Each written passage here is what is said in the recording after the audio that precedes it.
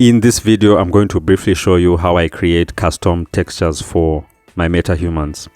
I edit the parent material and add parameters for a normal and base color, and then I edit the normal and base color using an opacity slider.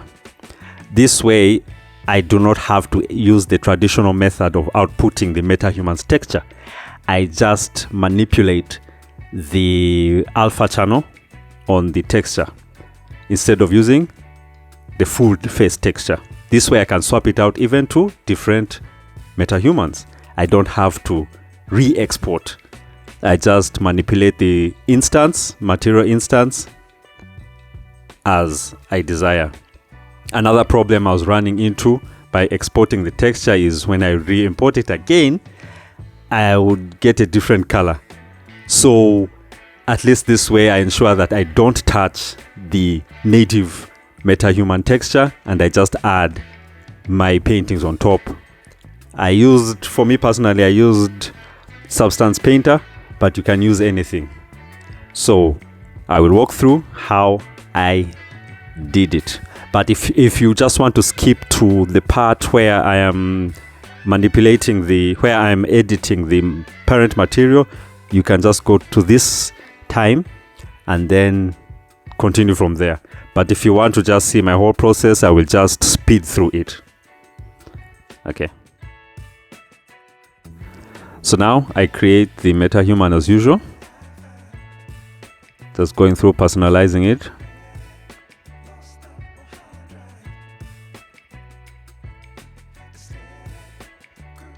Then I rig it and download the textures so that I can assemble it. Because once I assemble it, it will create a blueprint of the MetaHuman, and then that way I will be able to access the materials. Now to prepare for texturing, I will export the full skeletal mesh. If you just want to use the face only, just export the face skeletal mesh. But me, I will export both. So I will save a full body skeletal mesh.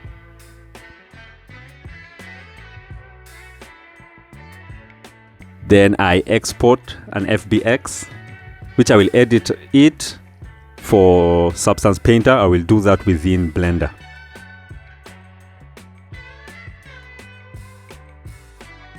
Now in Blender, I import the FBX. I hide the skeleton. I also hide the other loads, and I take load 0.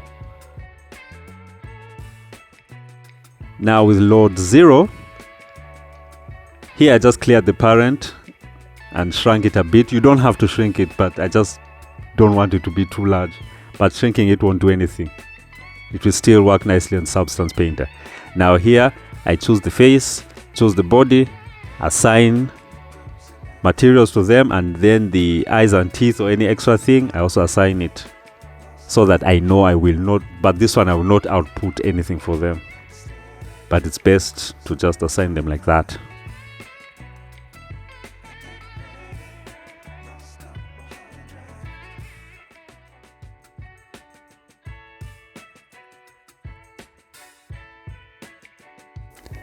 Next thing I will do is move the body's UVs to the 0,1 space.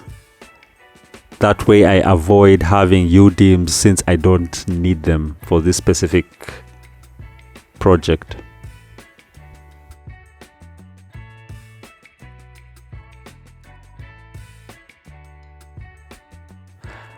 I will then export the edited FBX and import it into Substance Painter. Go into Substance Painter. I now work on it. Make sure that I make sure that I have a texture setting that allows for opacity. So I just paint the color, opacity, and normal. Now after painting, I get ready to export. I only take the normal and base color. For this specific demonstration, I will be creating 3 different textures. So since I'm using the same project, the output will just override if I just save. So I have to rename first after saving, and then go back, and then rename, and then go back and rename the third version, instead of creating 3 different Substance projects. I'm just doing 3 in 1.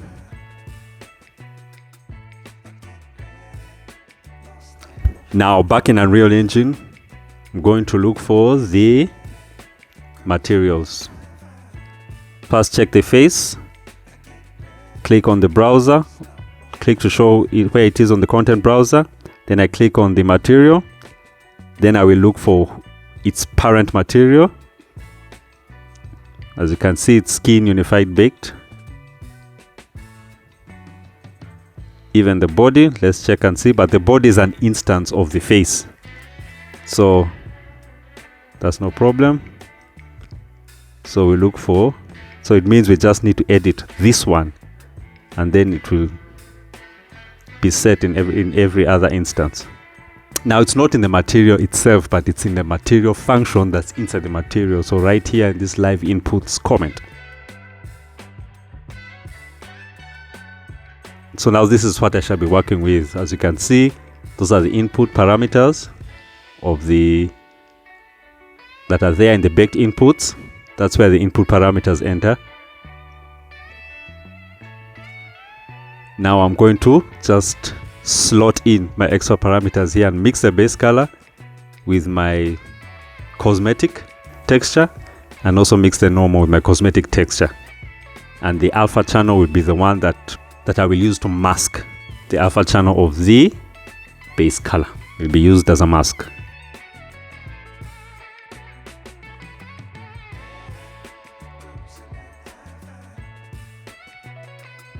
So now first what we do, we get a texture parameter 2D. I will not use the default, I will not use the built-in one as the default. So instead what I did is I created a very small texture. It was 256 by 256. It can even be 64 by 64 as long as it's all transparent. That one will be my default base color, because it will be all transparent, meaning that once I start, I can reset everything to 0 when I have it as my default. So here I called it face decal, but I changed it later, as you see in the video. I changed it to cosmetic. That was more fitting. Now here, I needed to show here in the baked inputs, in the grouping of the baked inputs. So how will I do? I will look at the other texture, look there and see its grouping and its sort priority, and copy that so that it can show up nicely right below base color, and I won't have to look around for the parameter. And now create an linear interpolation node, and then I create a constant and make it into a parameter. That's what we shall use for the opacity control of the custom base color.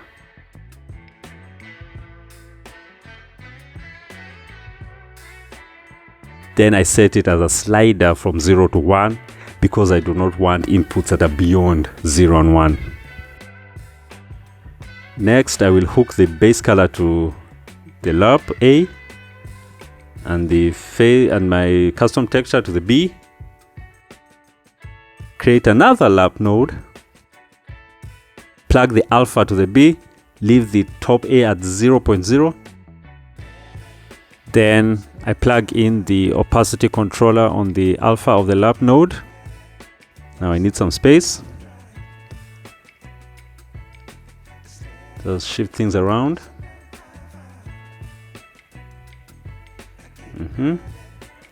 And now I can plug in the base color to the node, make material attributes node, and there it is. But we cannot see our opacity because I've not set the grouping yet. We want everything next to each other so that we won't have to be looking around and making mistakes.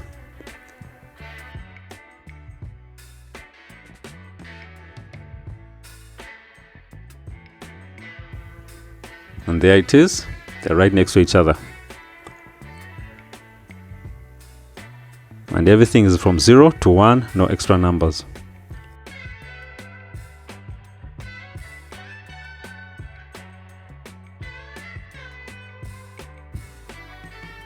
So I just renamed it again to cosmetic, since I think that's more fitting.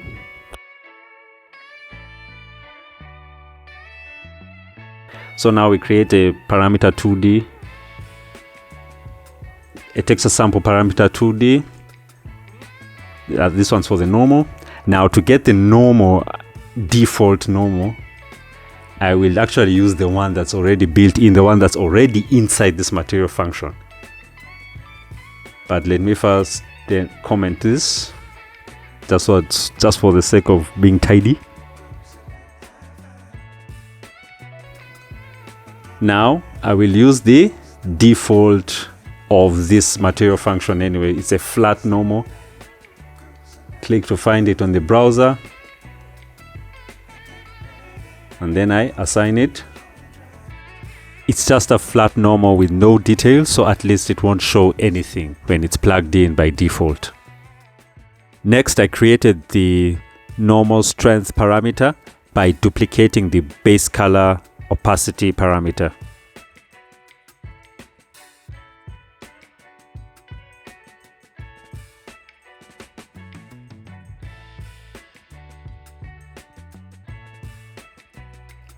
Then I added a LARP node, then plugged the normal strength controller to the alpha of the LARP node, put cosmetic normal in B, and then go and get the input parameter for the normal of the material function and plug it in A. So whatever normal is plugged inside there from the native MetaHuman normal, it enters inside there into the LARP node A. Then I create a blend screen node, get a blend screen node, add the custom to the base, and put the normal from the material function into the blend v3. And then we plug this into the make material attributes node is normal input.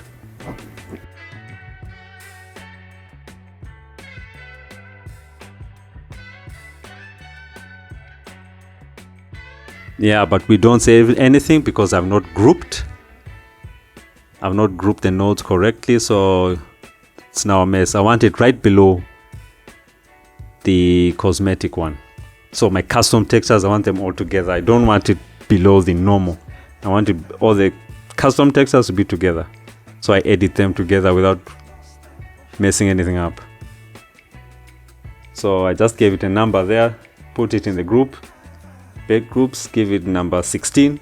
I want it to be below the number 10 of the base color. So just any number close to 10. And there we go. We are done. Now time to preview how it works. So here's the MetaHuman. I go into my textures. Let's activate everything. This is for the body.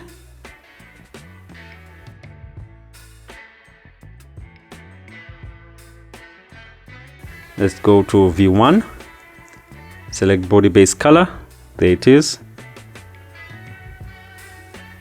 And the normal, select, yeah, there it is. The normals have been added.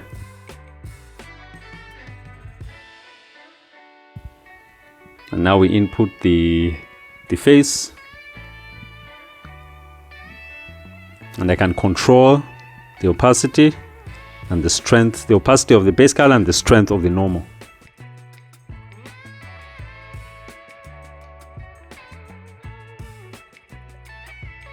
The color on the scar does not look right, but I can just edit it later and re-import the textures again.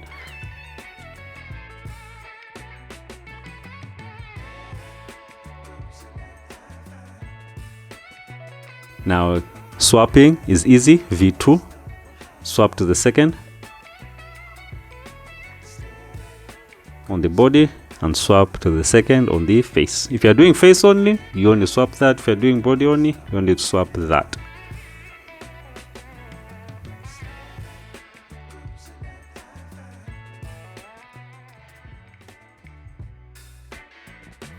And there you go. What I really like about this workflow is, since I'm working with the alpha of the base color, I don't have to export the texture of a specific MetaHuman. So that means I can use the same custom texture and then use it on another MetaHuman. And as long as the topology is matching and the changes are not too extreme between the MetaHumans, it will fit seamlessly. Just like I showed at the beginning of this video, 2 different MetaHumans, even on my thumbnail, 2 different MetaHumans, but using the exact same texture. Thanks for watching. That is all. I will leave these textures that I created here in a link in the description, so you can just quickly experiment with them, just to test out your own setup. Feel free to remix it, to change it, add even parameter inputs for metallic, roughness, or anything like that. And if you want me to do more tutorials that are more in-depth, maybe I move too quickly on this one, but I was not sure if people want to just hear me ramble on and ramble on, so I tried to speed on as quickly as I could. But just let me know in the comments, and also, yeah, give me any constructive criticism, even any criticism. Like if you like, unlike if you dislike if you want to, and let's interact in the comments. And I'm hoping that this will be useful for someone, or if even it can be improved on. Thank you.